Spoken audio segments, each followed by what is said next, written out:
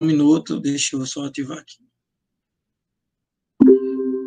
Então, eu vou iniciar na sequência de aulas 4, 5, 6 e 7. Eu vou dando para que vocês vão me confirmando se esse material já está sendo visto por vocês, tá?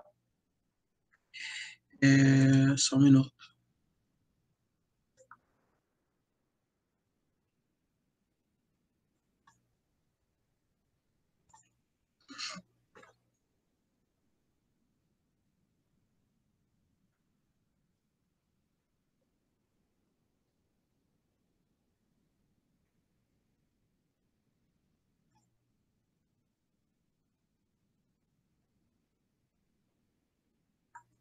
Leva um tempinho para ele passar para vocês. Está aparecendo para vocês?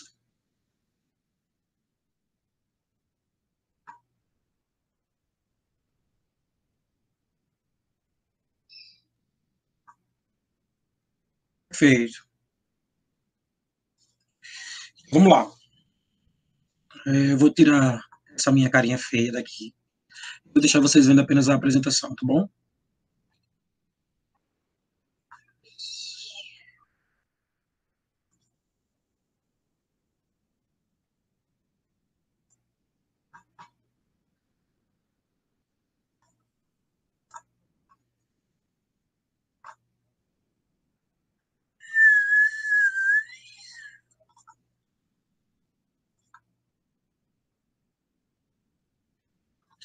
Ok, né? Estão conseguindo ver, né? Isso? Confirmado? Todo mundo vendo?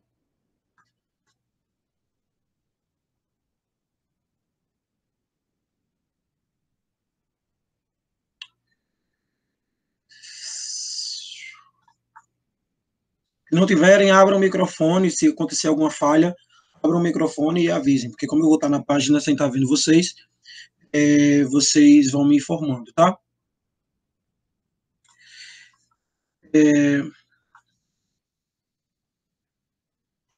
Então, essa primeira aula que vocês viram nesse projeto vídeo aula foi a aula de aspectos teóricos, né, a parte conceitual sobre ginástica laboral.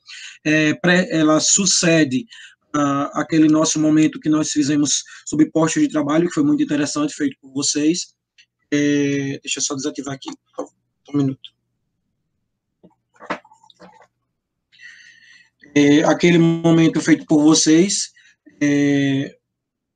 na sala de aula, coloquei os objetivos de aprendizagem e a gente começou a falar sobre o mundo corporativo, né?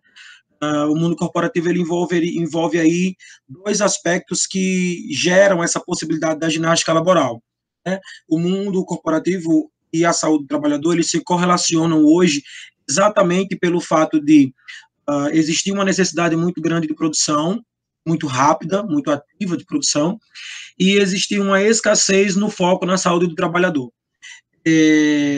Automaticamente isso gera alguns prejuízos que nós já vimos, e quando a gente diz prejuízos organizacionais, a gente não está falando apenas dos prejuízos da empresa em si, né? Mas se o colaborador ele faz parte daquela equipe empresarial, daquela indústria, daquela empresa, isso significa que se esse colaborador também tem algum tipo de prejuízo, ou algum tipo de, enfim, déficit, isso também gera um prejuízo para a empresa, né?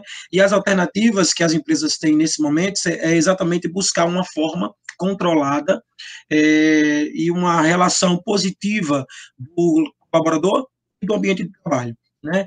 Isso abre espaço e perspectiva para a ginástica laboral.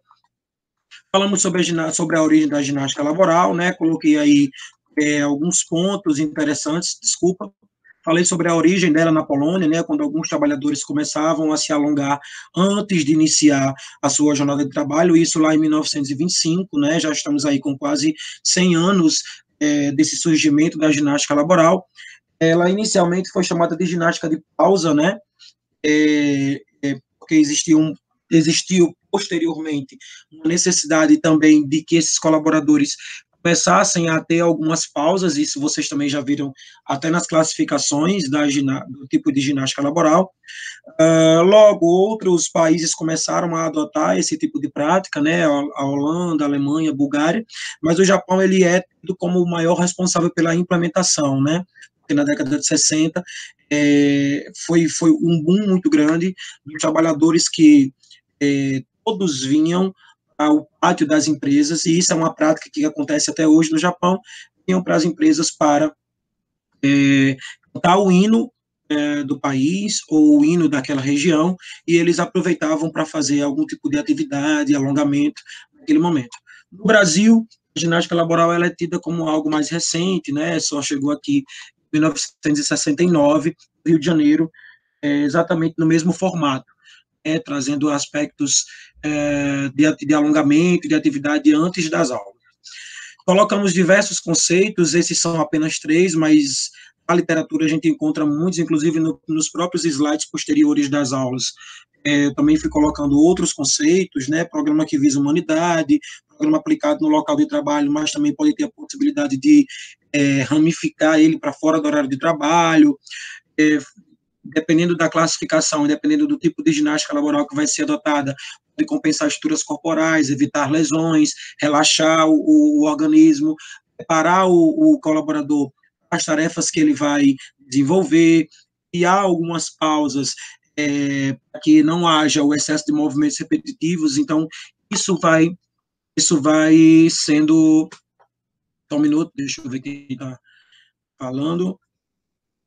Sim, o Amâncio está entrando aqui. Tudo aula.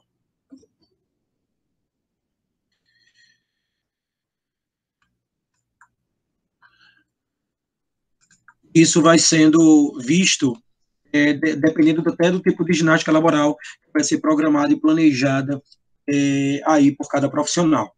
Colocamos também que a saúde do trabalhador, ela hoje ela tem um reflexo em virtude do somatório de carga horária, movimentos repetitivos, pouco descanso, né, poucas pausas que existem na própria rotina de trabalho, o estilo de vida sedentário que o colaborador adota fora do ambiente de trabalho também influencia na própria saúde dele, fazendo com que essa qualidade de vida seja uma qualidade de vida negativa, né? Na literatura vocês vão encontrar aí ginástica laboral como GL, ou programa de ginástica laboral como PGL, isso vai surgir bastante. Mas aí a gente vê esse colaborador com uma qualidade de vida muito negativa, abaixo do que se espera, né? Gerando aí diversas possibilidades de doenças, nós colocamos, além das próprias doenças relacionadas ao trabalho, mas diversas outras doenças como obesidade, hipertensão, tudo isso. Mas aí o Lé e Dort são das mais importantes lesões e doenças citadas dentro do ambiente, inseridas no ambiente de trabalho, né? Aí, a partir delas, nós temos mais de 30 doenças, inflamações, que também já foram sendo citadas, inclusive no próprio slide, na própria aula de Ler e Dort. Tá? Okay. Eu coloquei alguns objetivos, esses objetivos aí que eu coloquei, são objetivos não só para o colaborador, mas são objetivos gerais, pensando no projeto organizacional da empresa, né, como nós já vimos, a organização da empresa ela não fica fadada apenas a pensar nos objetivos da própria empresa, apesar de hoje a gente saber que mesmo existindo um avanço da ginástica laboral, né, pouco mais existe, mas a gente sabe que as empresas elas não são todas que procuram essas adaptações, esses ajustes, né, para que esses objetivos eles venham a ser alcançados. Mas aí são alguns objetivos, sugiro que vocês tenham um foco neles, né, são muito importantes aí, até na questão da avaliação também, né, mas esses objetivos eles são citados o tempo todo, melhoria do relacionamento interpessoal, correção postural, afastamento da procura ambulatorial, nós discutimos isso inclusive no fórum, né, que algum dos meninos não tinha entendido bem o que seria esse afastamento, né, seria o fato dos colaboradores precisarem se ausentar do seu espaço de trabalho em virtude de alguma doença, e isso acaba prejudicando o rendimento da empresa, né, a produção da empresa, né. Então, manutenção do estado geral da saúde, que está associado aí a diversas capacidades motoras, né, quando o indivíduo ele consegue realizar das tarefas mais simples às mais complexas, está relacionado aí ao estado geral da saúde, a monotonia e repetitividade que o ambiente de trabalho pode trazer, a prevenção das doenças e das lesões ocasionadas em virtude do ambiente de trabalho, do excesso desse trabalho, enfim, são alguns objetivos, logicamente que vocês conseguem colocar outros, e muitos de vocês colocaram outros também lá nas respostas, mas esses aí também são bem importantes, ok? Voltando aí para vocês.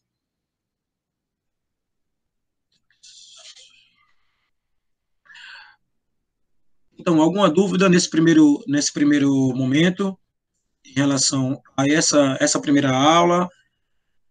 Querem fazer alguma colocação?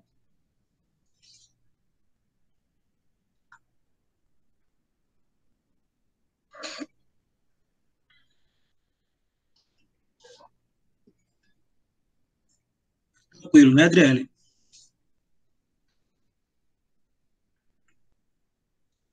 Show de bola. Heloísa, Terezinha, os meninos que estão aí também, Vinícius, Amâncio. Tranquilo, né? Então, sugiro que vocês tenham um olhar, né, nesse primeiro momento aí, vejam um pouco da origem, dá uns toques aqui, vejam a questão da origem, né, da ginástica laboral, vejam também essa questão conceitual, fiquem focados só nos conceitos que estão aí, vejam os conceitos que surgem aí em todas as aulas que foram apresentadas, né, e essa questão dos objetivos, ela também é bem importante, ok?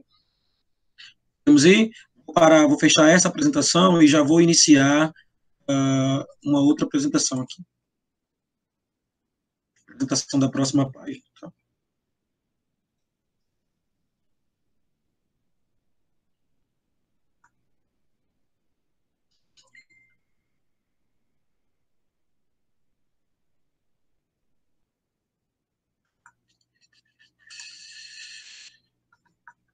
Vou passar agora para a aula 5, né? Na aula 5 nós vimos a questão da classificação da ginástica laboral, tá? E aí vocês também vão me dando um ok, vou fazer esse mesmo esquema. Vou passar selando, apenas para que vocês tenham esse contato com a aula que vocês já viram, né? No sistema e com o material também que eu já mandei para vocês, e que vocês também já viram no sistema. Eu não consegui colocar o material hoje, como eu coloquei para a Stephanie e para a Adriele, né, porque vocês viram que lá está bem, hora está disponível, horas não está disponível, eu vou tentar fazer isso amanhã, colocar o fórum das aulas de LER e da aula também dos aspectos metodológicos, tá? Que vocês já tenham esse fórum lá, e também a aula passada. Mas aí, em relação à aula passada, vocês não se preocupem, porque como ela é da terceira unidade, a gente está mais focando ainda na primeira unidade, tá? Desculpa, na segunda unidade, e depois a gente vai vendo esse material da terceira, tá?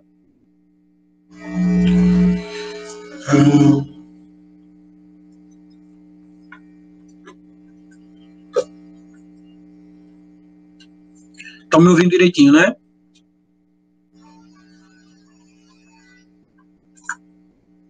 Já conseguem ver a apresentação da aula 5? Então vamos lá. Tem uma zoadinha aqui.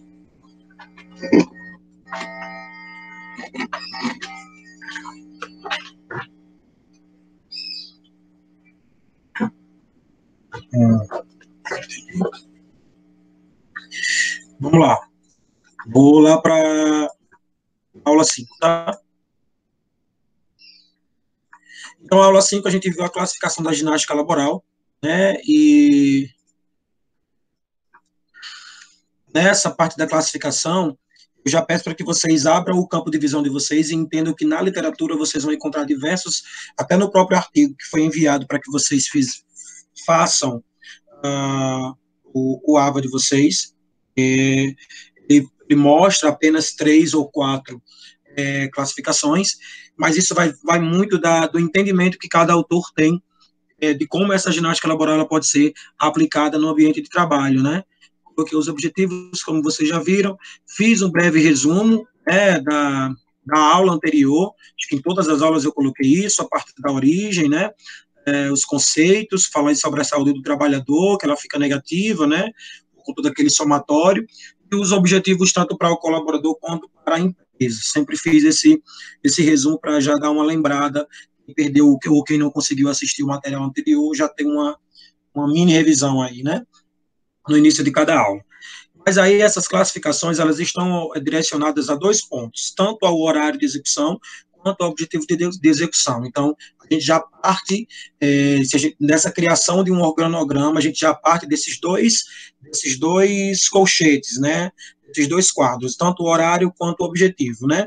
O horário ele já está dizendo, ela é relacionada ao momento, ao horário em que a ginástica laboral ela vai ser executada e pode ser dividida aí em 3 momentos. E o objetivo de execução também já está muito alinhado com autoexplicativo, né? Qual é o objetivo que essa ginástica tem? Professor, isso significa que as outras não têm objetivo? Não, é apenas a título de classificação, apenas a título de facilitar o entendimento de cada um. É até interessante levar em consideração que só duas estão intercionadas, né?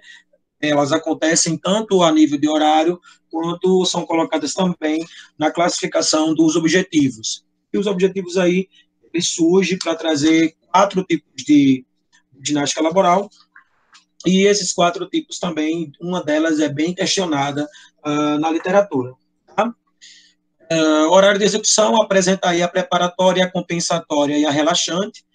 Nós já vimos, basicamente, o que são cada uma delas, espero que vocês estejam mais familiarizados. A preparatória, ela acontece no início do expediente, então ela já está correlacionada até o próprio nome que ela apresenta, né?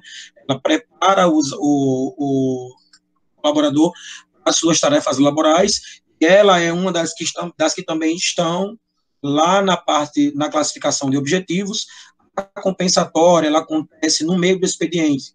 Também coloquei isso na aula, né? Alguns autores apresentam, inclusive, orientações ao próprio profissional que vai trabalhar a ginástica laboral, que não significa que ela precise acontecer no meio da carga horária. Por exemplo, se for uma carga horária de 6 horas, que aconteça no meio, após as 3 primeiras horas de trabalho, ou de 8 horas, que aconteça no meio também, após as 4 primeiras, mas que sirva como uma pausa compensatória das atividades que estão se tornando repetitivas. É uma quebra naquela repetição. Tá? Então, só para vocês já ficarem cientes em relação a essa ginástica laboral compensatória. E a relaxante também, ela, em relação ao horário, né, ela acontece no final, ela é o inverso da preparatória, né?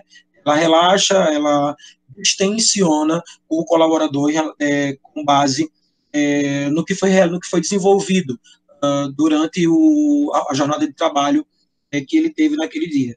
Né?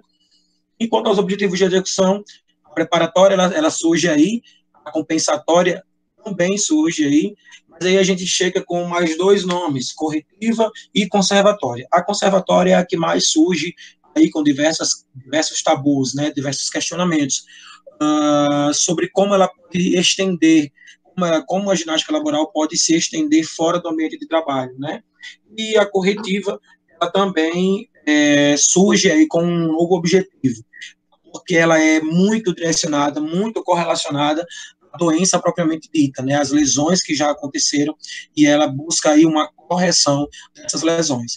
Então, os objetivos, eles são bem claros de cada uma delas, né? A preparatória é preparar o colaborador, a compensatória é prevenir essa quebra, né? A partir de uma quebra que acontece, uma pausa que acontece na rotina de trabalho, né? Nas horas de trabalho, na carga horária de trabalho, essa quebra busca prevenir esses vícios posturais de cada função. A corretiva, ela já vem aí como um restabelecimento do equilíbrio músculo-articular, ou seja, as possíveis perdas de um colaborador, de um grupo de colaboradores em virtude daquele ambiente de trabalho, essa ginástica corretiva a ginástica laboral corretiva, ela busca restabelecer esse equilíbrio, né? Restabelecer padrões funcionais, né? Orgânicos funcionais mais adequados para a execução das tarefas daquele indivíduo. E a conservatória, ela busca manter o equilíbrio morfofisiológico. É muito correlacionada e está muito relacionada também aí a diversos pontos que são muito característicos da nossa área, da área do profissional da educação física, né? Porque ela também, além de todos os outros objetivos que já envolvem a ginástica laboral como um todo, né? Posturais, se a conservatória ela for realizada após o trabalho, ela pode ser realizada de uma forma mais relaxante, mas o principal foco dela, porque a ela, a ginástica laboral conservatória, podem ser atribuídas outras funções, como os objetivos de emagrecimento, caso seja estendido esses horários ou aumentado, inclusive, a frequência e o volume dessa atividade, porque ela também pode ser apresentada para os colaboradores com uma frequência, intensidade e volume diferenciados das outras, né, como eu também coloquei nessa aula. E interessante que, tipo assim, hipertrofia, né, a gente inclusive discutiu sobre hipertrofia num dos fóruns, acho que Levi ou foi Pedro fez alguma pergunta assim, eu coloquei lá esse questionamento deles, que foi muito interessante, e foi bacana para essa discussão, né, alguém querendo entrar? E ela busca exatamente também uma reabilitação de doenças. Então, é como se a gente conseguisse, a partir de uma única ginástica laboral, envolver aí diversos pontos.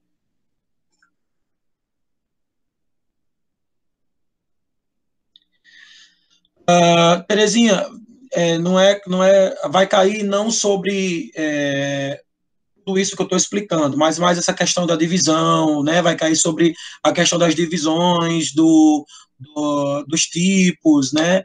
Mas, assim, em relação à base de cada ginástica laboral em si, os objetivos, muito mais superficial, tá? Porque eu entendo que a gente precisaria de um momento prático, né? Inclusive, a proposta essa conservatória é a mais complicada, né? Porque ela une todas as outras, né? Ela pode chegar a unir todas as outras e trazer um entendimento para o profissional o, a, o que é o entendimento que ele precisa ter, o profissional precisa ter, que essa ginástica conservatória, a ginástica laboral conservatória, ela ainda é algo que coloquei também lá no fórum, né, é um tabu, né, porque diversas teorias apresentam que a ginástica laboral ela precisa acontecer no ambiente de trabalho. E a partir do momento que o profissional da educação física leva esse colaborador para fora do ambiente de trabalho, deixa de ser ginástica laboral e passa a ser um treinamento físico focado nos objetivos que o indivíduo tem e nos objetivos do profissional, seja emagrecimento, hipertrofia, né? Mas aí os profissionais que trabalham com ginástica laboral subentendem que como se fosse uma extensão, né, do que já é aplicado no ambiente de trabalho, e uma forma de que esse profissional já conheça aquele determinado aluno, uma vez que ele já é colaborador e aluno num outro momento. Mas, assim, não fiquem tão bitolados à conservatória, não, porque, como eu falei, ela é um tabu, né, mas ela é algo assim, é um tabu. Se discute muito sobre ela, né, e busca-se ainda cada vez mais encontrar uma forma de que ela encontre espaço para ser inserida, porque muitos acreditam que ela pode ser bem eficaz. Ok? Ficou claro aí, TT? É ótimo, né? Então, colocamos aí os objetivos delas, né? Coloquei aí, isso não significa que a gente não encontre outros aspectos, né? Outras valências, os elementos desse programa, né? Podemos dizer assim, os aspectos desse treinamento, né, desse programa de ginástica laboral, mas é o que é mais orientado na literatura, são esses 3 pontos que eu trouxe para deixar para vocês terem eles como orientação. volume, né, que seria aí de 8 a 20 minutos por sessão, né, essa daí é a pausa que é aceitável caso a gente esteja fazendo aí uma compensatória, por exemplo, né, é uma pausa que é aceitada no ambiente de trabalho, e também pensando tanto na preparatória quanto na relaxante, também um tempo que consegue ser esperado para que se inicie as suas atividades, 15, 20 minutos no máximo, né, para que esse colaborador ele inicie suas atividades, ou ao final, né, já que o colaborador muitas vezes termina o seu expediente, ele já quer correr para casa ou resolver outras coisas, então, no máximo, 20 minutos aí é o orientado para que ainda se segure esse colaborador no ambiente de trabalho desenvolvendo uma atividade de ginástica laboral. A intensidade ela é orientada para ser baixa, mas ela pode chegar aí a ser tolerada, dependendo da atividade, né?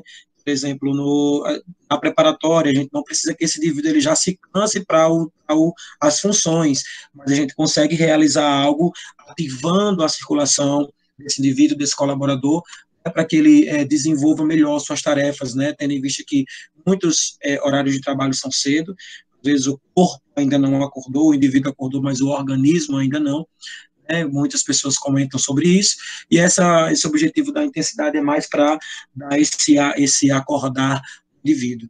Né? A frequência, a orientação na literatura, tanto do CONFEF, também de outros conselhos, do próprio programa de ginástica laboral que é apresentado no site de ergonomia e ginástica laboral, é que aconteça aí de 2 a 3 vezes por semana. Então, esses 3 aspectos do programa do treinamento de ginástica laboral são bem interessantes de serem pensados. Tá?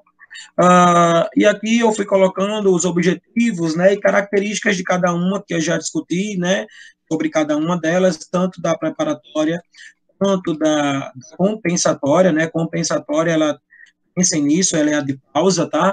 Ela é a que acontece no meio da jornada de trabalho, ok? Não esqueçam dela, não confundir, não confundam a conservatória com a compensatória, tá? Não confundam. E a relaxante, né, ela é a relaxante e a preparatória são as mais claras em relação aos seus objetivos e a sua classificação, que é quanto ao horário de trabalho. Aí a gente vem com a corretiva, né, que ela é muito direcionada ao fortalecimento muscular, o indivíduo já apresentou um diagnóstico, tá? Ele já apresenta uma disfunção, ele já foi diagnosticado, e a partir desse diagnóstico, esse grupo de pessoas ou esse colaborador, ele vai precisar de um treinamento ou um programa direcionado àquela disfunção que foi apresentada nos seus exames, né? E isso também é muito interessante para o profissional, porque ele já tem uma base de para onde sai o seu planejamento, né? Essa corretiva, ela inclusive muitas vezes é realizada mais pelo fisioterapeuta, mas o profissional de educação física, ele está aí habilitado também a trabalhar com ela, tá?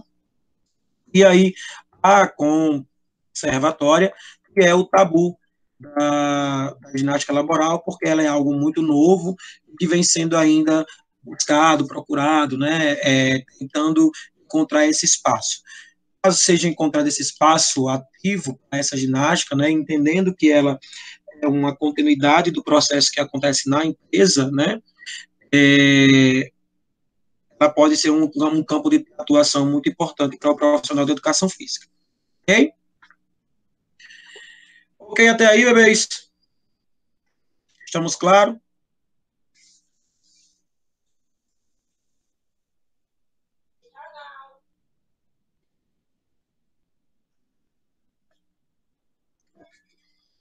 De bola. Quem foi que saiu? Foi o Manso saiu, foi?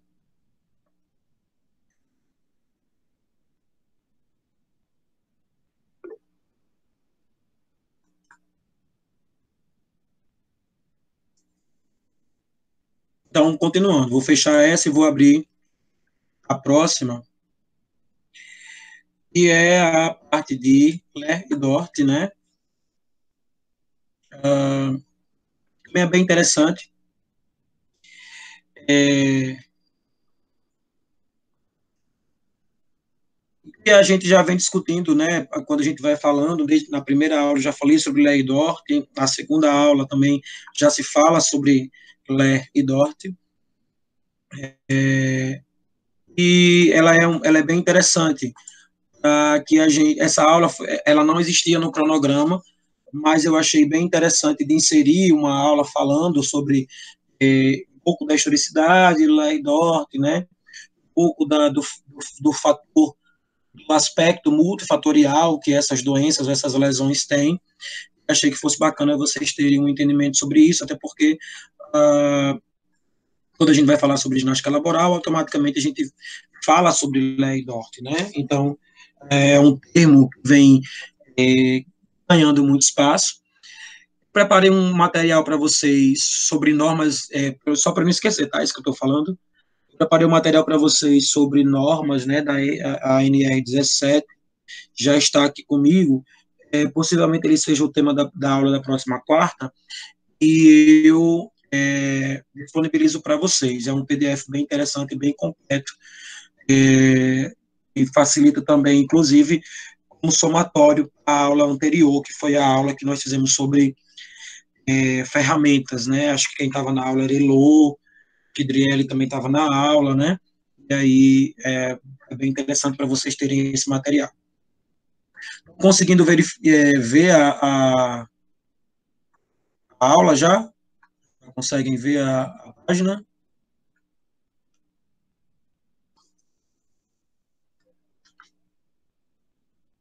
Certo. Stefano, tá ficando claro aí o que eu tô falando?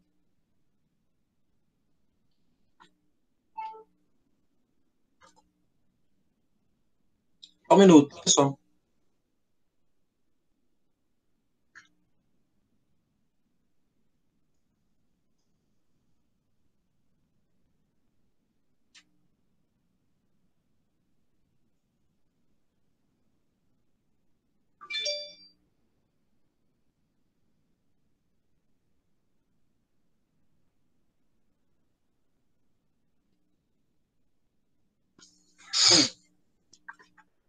Vamos lá.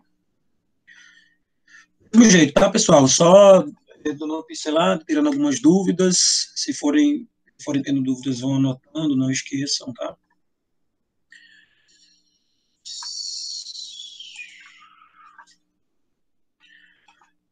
Nesse primeiro slide, eu coloquei algumas observações introdutórias, né, sobre a quantidade de casos, né. Hoje a Previdência Social apresenta aí que 80 a 90% dos casos de doenças são relacionados a essas doenças musculares, e aí automaticamente isso faz com que se entenda que existe aí um relevante problema de trabalho na sociedade como um todo, né, que precisa de uma observação a nível de organização, organização ergonômica para as empresas, organização dos espaços de trabalho, inserção dos profissionais que trabalham com ginástica laboral, tentando entrar com medidas a colaborar com esse aspecto, né, e diminuir isso.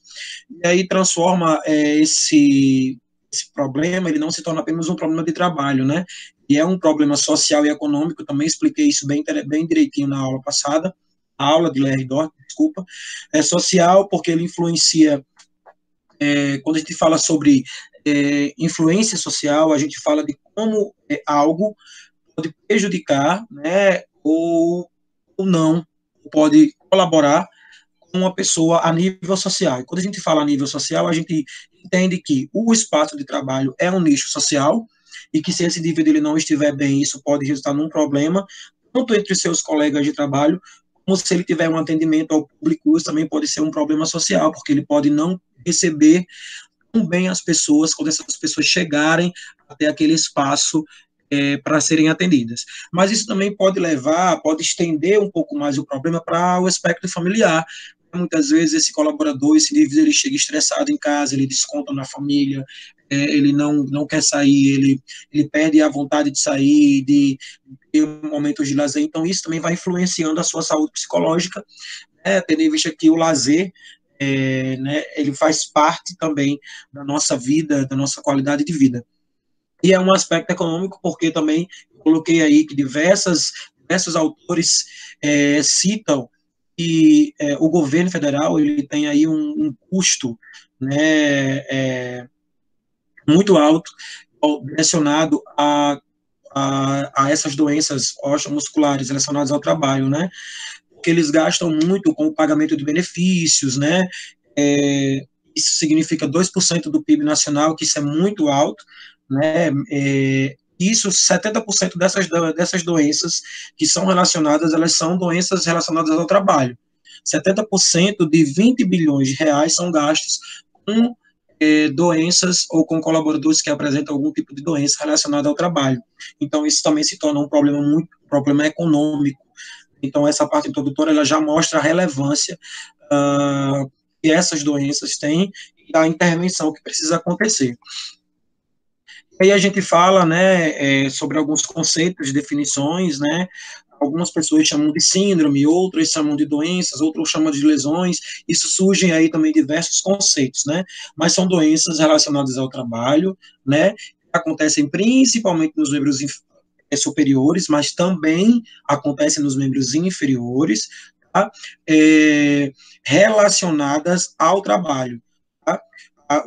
O significado ao pé da letra é lesão por esforço repetitivo e doenças osteomusculares relacionadas ao trabalho. Mas o termo DORT ele vem cada vez mais ganhando espaço em virtude de serem doenças, né, do termo geral, e não ser algo relacionado só ao esforço repetitivo. Principalmente porque a gente identifica que essas doenças elas são multifatoriais e não são mais associadas nem só a membros superiores e nem só a esforços repetitivos. Tá? Atingem prioritariamente, como eu já coloquei, membros superiores, né? E aí elas decorrem exatamente, elas são um reflexo da falta de orientação, muitas vezes, né?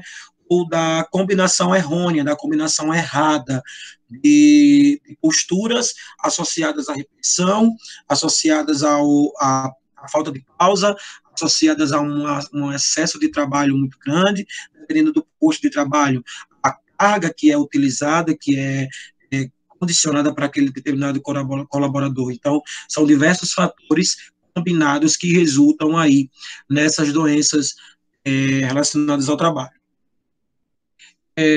Aí a gente o próprio INSS, né, ele estabelece diversos pontos para tentar clarear o entendimento das pessoas sobre essas doenças, né? E aí existe um ponto dentro do INSS chamado de instrução normativa. Inicialmente, a instrução normativa chamava essas doenças só de LER. Depois, a instrução normativa, em 1997, já passou a chamar ela de DORT. E hoje entende-se que esses dois termos eles podem ser aí associados. É por isso que a maioria das vezes a gente encontra aí o termo LER e DORT. Tá? Regiões acometidas, né? Nós já falamos aí que são as regiões mais as regiões superiores, né? De origem ocupacional, mas aí quando a gente fala de tendões, de ligamentos, a gente sabe que não são só os membros superiores que têm essas regiões, né? Que têm esses tendões, esses ligamentos. Então, tudo que influenciar, tudo que tiver voltado, tipo, joelhos, tornozelos, enfim, toda a região inferior, ela também está propensa a desenvolver algum tipo de doença relacionada ao trabalho. Tá? Degeneração de tecido, desgaste ósseo, tudo isso está associado seja associado às doenças ao ambiente de trabalho, são doenças musculares relacionadas ao trabalho, podem estar dentro dessa característica. Tá? Então, desprendam-se do pensamento de que acontece somente nos membros superiores. Aí eu coloquei só algumas nomenclaturas que surgem em outros países, né, alguns termos que podem surgir também até no Brasil, né, DORT, ou afecções musculoesqueléticas relacionadas aos trabalhos, né, no caso aí a MERT, são alguns termos que podem surgir na literatura, tá? Eu coloquei esses dados, né, um dado de 2007, mas que é um dado que já mostra um número muito alto, onde nessa pesquisa feita com com trabalhadores da cidade de São Paulo, que essa pesquisa foi feita com um número bem significativo, 310 mil colaboradores, e aí desse número, né, 14% desse número tinham doenças relacionadas ao trabalho. Então, é um número muito alto que representa aí 4% da população da cidade de São Paulo e que, se acontecia nessa característica em 2007, com certeza esse número deve ter aumentado. E aí também sobre a questão da nomenclatura, né, que eu coloquei aí os termos, né, mas aí só reforçando, hoje o termo mais aceito é LEA e DORT, são os dois juntos, entendendo que primeiro acontece aí umas lesões e depois que acontecem-se essas lesões, automaticamente essa doença ela pode se instalar nesse indivíduo. É como se uma coisa estivesse associada à outra, mas elas também podem acontecer separadamente, tá? Aí muitos pesquisadores entendem que a LE, ela é uma DORT. Aí é um tabu muito grande dentro do aspecto de teorias, né? A maioria das pessoas que são acometidas por esse tipo de doença, elas apresentam essa característica aí a partir dos 30 anos, é considerado como um momento onde esse indivíduo ou essa indivídua ele esteja no seu melhor momento de trabalho, no seu melhor momento de produtividade, né, ou ele atinge aí uma máxima experiência profissional.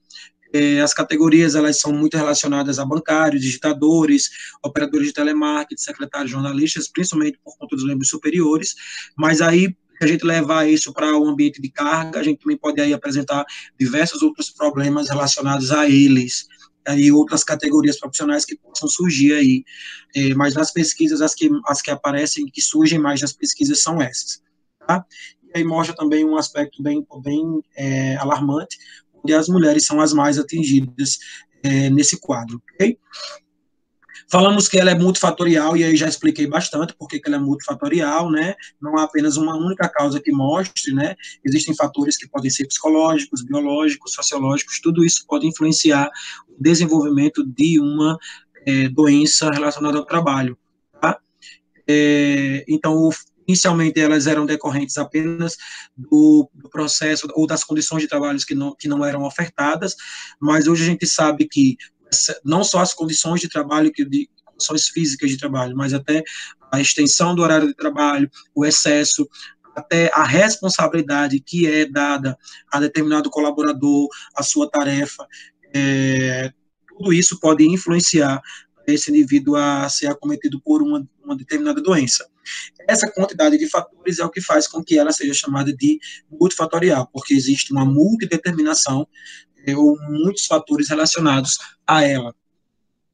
E aí, alguns fatores, né, de risco, eu fui colocando o esforço físico, o trabalho muscular excessivo, né, e que não seja tão dinâmico, que seja muito estático e repetitivo, e que apresente aí muitos impactos e vibrações nas articulações, a repetitividade dos movimentos eu já coloquei também, que não haja aí uma manutenção das posturas inadequadas, né, uma correção, uma busca, um interesse do colaborador em cobrar essas melhorias e da empresa também em apresentar formas ergonômicas mais aceitáveis para determinado ambiente de trabalho, e a pressão também que podem surgir tanto quando a gente fala de determinados segmentos corporais, entenda que a gente não está falando só a nível físico, né? O aspecto cognitivo também, tudo isso faz parte dessa pressão. E quando a gente fala mecânica, a gente está falando de mecanicidade, de movimento. Mas quando eu falo de segmentos corporais, entendam também que o sistema nervoso central, né, a nossa cognição, ela também pode ser relacionada a essa pressão que pode acontecer e que pode levar aí e pode ser um fator de risco para um ALE ou para uma DORT. O quadro clínico das pessoas, né, que apresentam esse tipo de sintoma, e nesse o que é que eu quero dizer com esse slide especificamente, né? O que é que eu quero dizer com esse slide especificamente? As pessoas, elas apresentam um quadro clínico, e muitas vezes esse quadro clínico, ele não apresenta sintomas, né? Então, muitos colaboradores acabam deixando isso passar, achando que isso é algo relevante, ou que é algo desnecessário, ou que é algo que não precisa. Então, acaba desvalorizando a própria saúde dele. né? Às vezes também o quadro pode acontecer o inverso, né? Esse indivíduo ele apresentar uma dor, essa dor ser crônica, e ele ainda não saber, e ele precisar investigar até identificar o real motivo desse resultado clínico, enfim. Então, o quadro clínico dessa pessoa, ela muitas vezes ele vai ficar superficial, não vai ser entendido, então precisa ser investigado.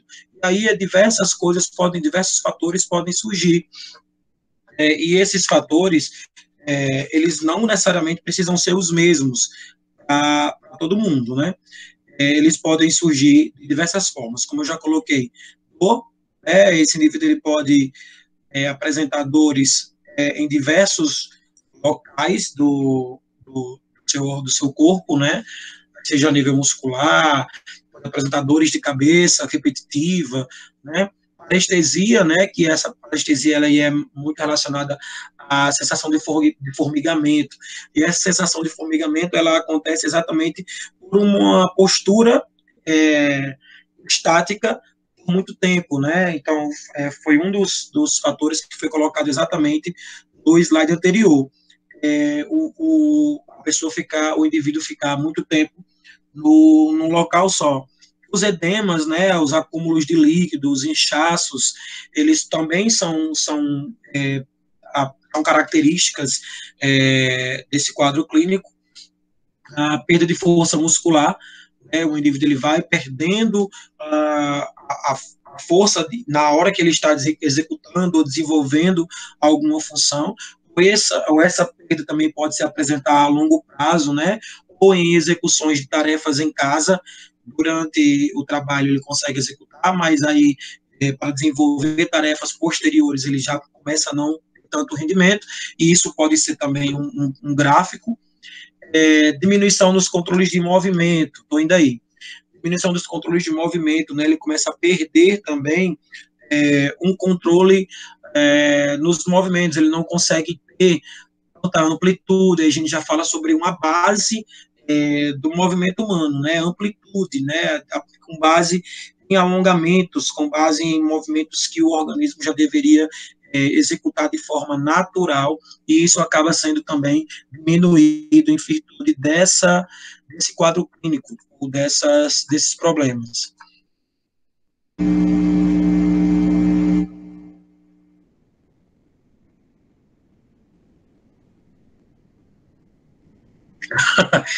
Primeiro eu estou lendo de Terezinha, tá? A mãe saiu, né? Eu peguei sem problema. E agora o de Vinícius. Boa pergunta, Vini. A parestesia, né? O formigamento, ele ele aparece no nosso organismo exatamente por conta de uma restrição do fluxo sanguíneo, né? Então, muitas vezes o formigamento se dá até tem casos, vou falar uma coisa engraçada, mas uma pessoa que fica muito tempo no sanitário, ela fica muito tempo sentada, muitas vezes aquela postura ela pode causar um formigamento. Estou falando uma coisa engraçada, mas é verdade. Roupas apertadas, sapatos desconfortáveis, né, que deixem muito peso. Então, está muito relacionada ao fluxo sanguíneo, tá? A circulação sanguínea ela não é o fator principal da parestesia, né? Existe um impedimento da circulação sanguínea, mas esse impedimento ele é associado exatamente por conta da pressão que é aplicada no nervo.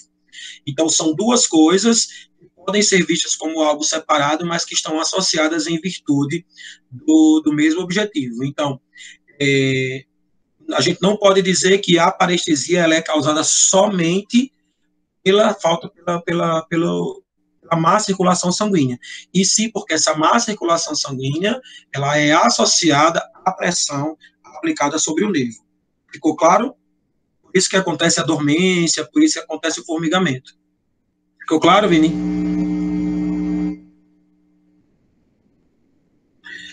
Mas aí a gente não pode esquecer o somatório dessas duas observações, tá? O que você está colocando aí de síndrome do túnel do carpo, ela é um exemplo dessa questão. Ficou claro aí, Vini?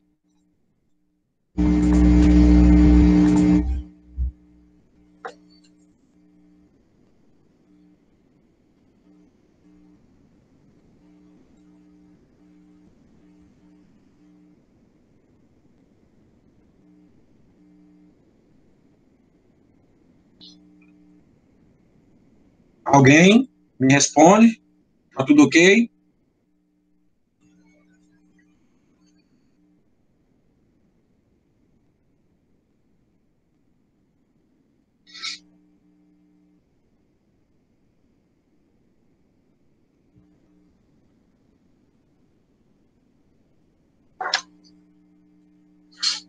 Voltando para lá, só para a gente finalizar.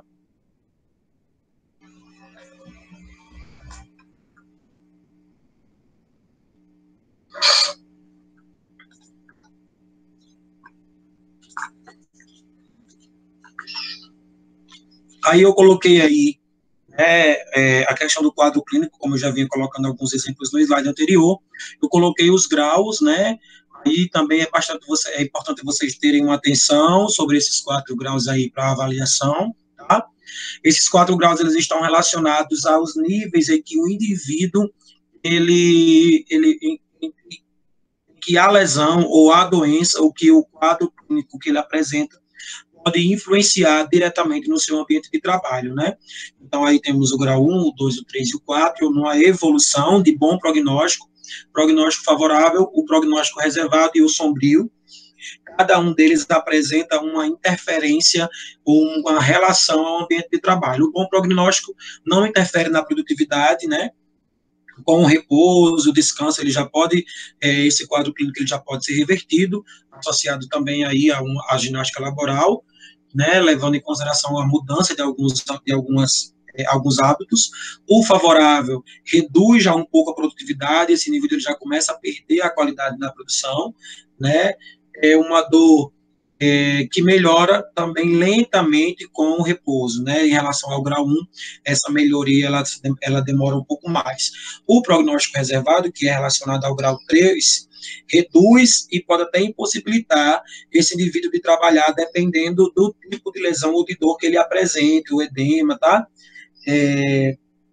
O repouso e o descanso vai apenas atenuar, vai apenas diminuir a intensidade das dores, né? Mas ele vai precisar realmente de uma intervenção maior. E o prognóstico sombrio, ele impossibilita o indivíduo de trabalhar, né? Esse indivíduo ele vai receber um atestado, ele vai receber uma orientação de parada, né, das suas atividades laborais, porque essa dor ela vai impedir que esse indivíduo ele execute, ele desenvolva bem as suas funções, tá? O diagnóstico da lei Dort, ele é um diagnóstico que ele inicialmente ele é ocupacional, né? Mas aí é interessante que depois que ele seja relacionado a algo voltado do trabalho, mas que seja feita aí uma investigação, né? Tendo em vista exatamente a questão do termo multifatorial. Então, a gente precisa aí fazer toda uma investigação, esse indivíduo ele precisa buscar e identificar de onde surgiu aquela doença e como aquela doença pode influenciar em outros aspectos da sua vida. Então, automaticamente, o fato de ser multifatorial faz com que possam surgir outros aspectos dessa doença, e esses outros aspectos da doença, né, apresentados nesse diagnóstico, eles podem aí abrir possibilidades para uma equipe multidisciplinar, né, e que vai precisar acompanhar esse colaborador. E aí eu também coloquei aí algumas inflamações, afecções, né, que podem acometer esse indivíduo. Tem uma letra interessante nisso daí, tá? Sobre elas, mas é muito direcionado a conceito e nome, tá? O tratamento, ele é muito relacionado a entender esse diagnóstico, a buscar uma prevenção e o tratamento dele, né? Mas o colaborador ele precisa entender a sua postura a sua posição nesse tratamento. Muitas vezes o colaborador ele não consegue entender que essa doença, né, esse quadro clínico dele está associado ao trabalho, né?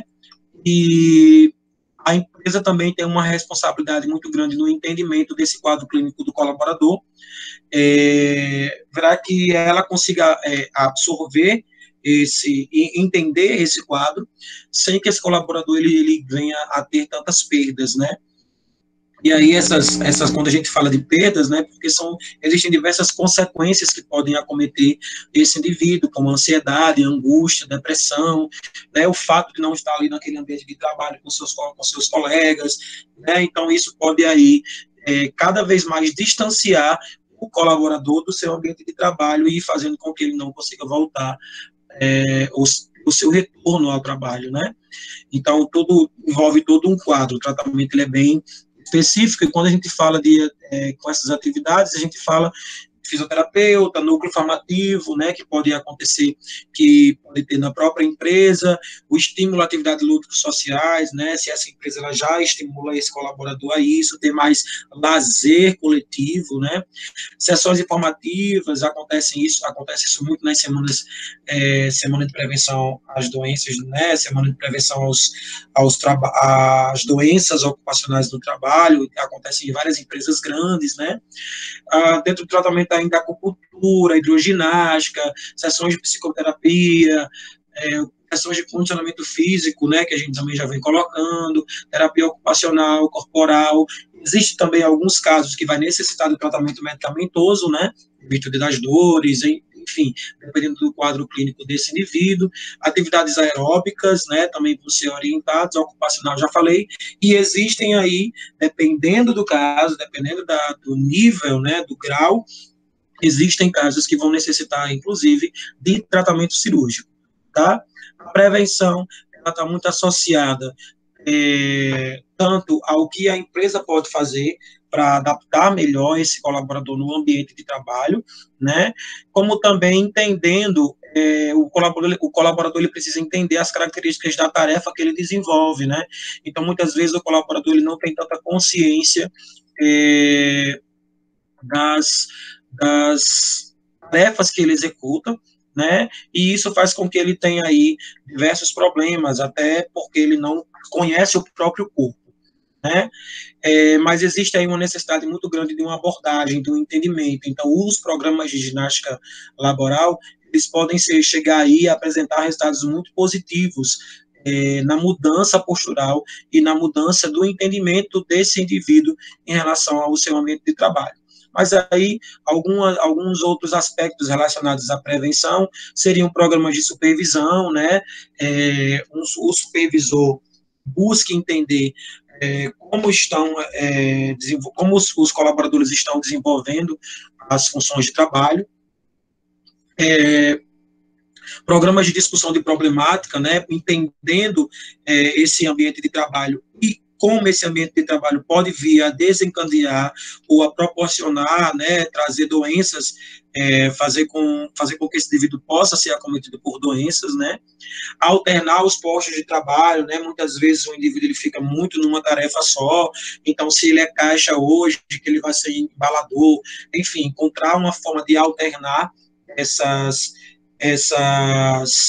tarefas nos postos de trabalho, também as pausas que acontecem, né, a gente já colocou aí, inclusive, que essas pausas no trabalho, elas podem ser um fator abordado até na questão do tipo de ginástica laboral que pode ser desenvolvida, né, que a gente já viu que a ginástica de pausa seria aí a ginástica de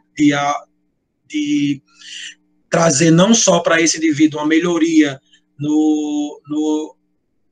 não necessariamente no meio do trabalho, mas em qualquer intervalo que possa ser realizado essas pausas, né? Treinamento, esse indivíduo ele precisa cada vez mais buscar uma forma de entender que ele precisa treinar, ele precisa fortalecer a musculatura, ele precisa buscar uma forma de estar melhor no ambiente de trabalho. Exercícios físicos, a gente está falando, programa de ginástica laboral, essa linha toda é muito relacionada ao programa de ginástica laboral, né, a redução da jornada de trabalho, acompanhamento dos trabalhadores que venham a mostrar algum problema relacionado às LE e às DORTs, e uma revisão, né, uma revisão que a empresa faça uma revisão da produtividade, e se realmente esse indivíduo ele está mostrando que está perdendo o rendimento, então o que é que está acontecendo para ele perder esse rendimento, né? Então, até isso pode também apresentar aí uma forma de prevenção, porque se nesse programa de supervisão, nessa revisão de produtividade, é identificado que esse indivíduo ele já está com um rendimento, esse grupo de colaboradores, ele já apresenta um rendimento diminuído, então eu já consigo identificar, que alguma coisa está acontecendo que esse rendimento está caindo. Então, o que é que está acontecendo? É o horário? Não está tendo pausa? É a carga, é a repetição, então tudo isso pode fazer com que seja desenvolvido aí um programa para tentar prevenir esses problemas, ok? Percebem como essa aula de Lei Dort, ela é importante, né? Se faz importante porque foi bacana para que a gente não... Eu fiquei pensando que não ter esse momento para falar sobre essas duas doenças no cronograma poderia distanciar vocês da associação que o programa de ginástica laboral tem em relação à LE e à DORT, tá? Eu tenho uma sugestão para a aula 7, tá? Que foi a mesma coisa que eu fiz com o pessoal de crescimento e desenvolvimento. O que foi que eu fiz com eles lá?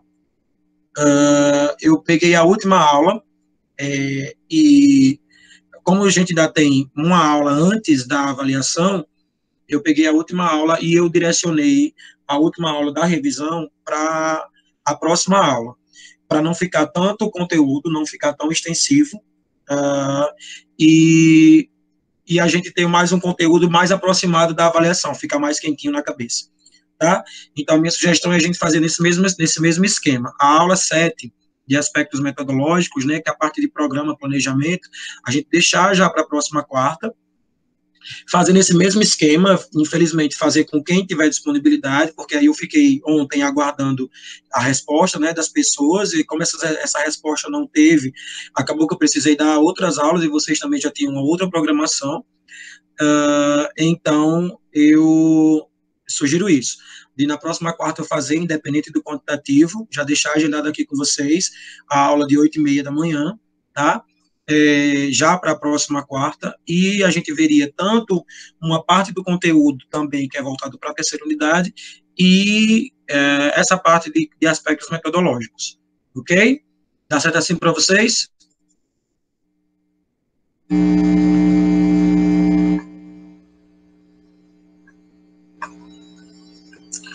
Stephanie, ok. Brielle, ok. Heloísa, ok. Terezinha?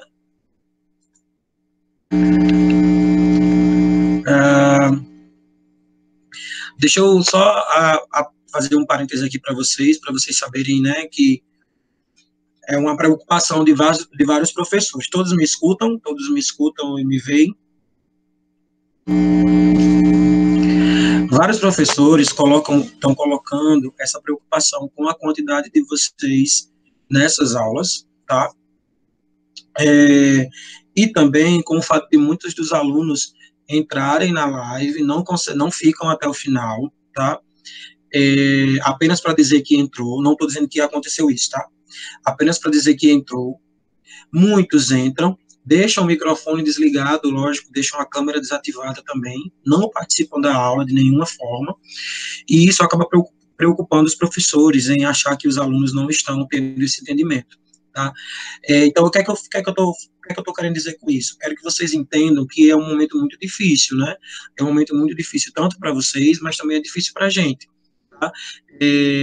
Eu, particularmente, gosto muito de estar em sala de aula, né? De estar lá o pouco nós tivemos aí 2 meses de aula junto, né? Mas esses 2 meses que nós tivemos, vocês devem ter percebido, eu gosto de dar aula, eu gosto de dar conteúdo, de conversar, de dialogar em sala de aula. Então, eu comentei isso na aula passada, esse momento, mesmo sendo um momento virtual, ele ainda é um momento muito positivo dentro dessa realidade que nós estamos vivendo, porque ele é um momento que, de certa forma, nos aproxima, né? Não sei se vocês conseguem entender o que eu estou querendo dizer. De certa forma, ele nos aproxima, faz com que, mesmo vocês tendo tido aquelas aulas que foram gravadas, mas só o fato de eu estar aqui com o slide, fazendo um novo questionamento sobre um assunto, trazendo para vocês a minha fala e vocês questionando e perguntando alguma coisa, só isso aqui já ajuda muito, já colabora com o momento que nós estamos vivendo. Então, estou colocando isso só para que vocês entendam que essa é uma preocupação de todos os professores, e aí eu não sei se estão falando com vocês, mas aí eu preferi falar logo, para que a gente pudesse, para que vocês pudessem entender como a gente se sente também, né, como a gente se sente, eu não vou usar o termo frustrado, mas, por exemplo, diversos professores apresentaram que ficou triste, por exemplo, na aula passada só tinha, acho que Lô, me corrijam aí, eu acho que era Vinícius, Heloísa, Driele, e tinha outra pessoa. Era Gustavo? Gustavo não, desculpa.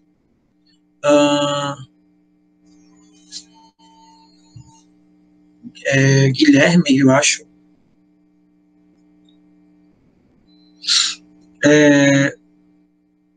Enfim, tinham poucas pessoas. O que eu estou querendo dizer é isso, que mesmo com poucas pessoas, esse momento ele precisa ser importante e valorizado por vocês. Tá bom?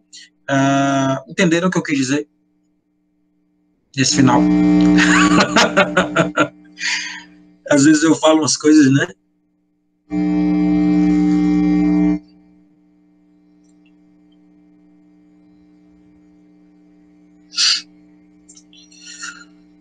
Entenderam, meninas? Estamos aí, são as meninas, né, agora?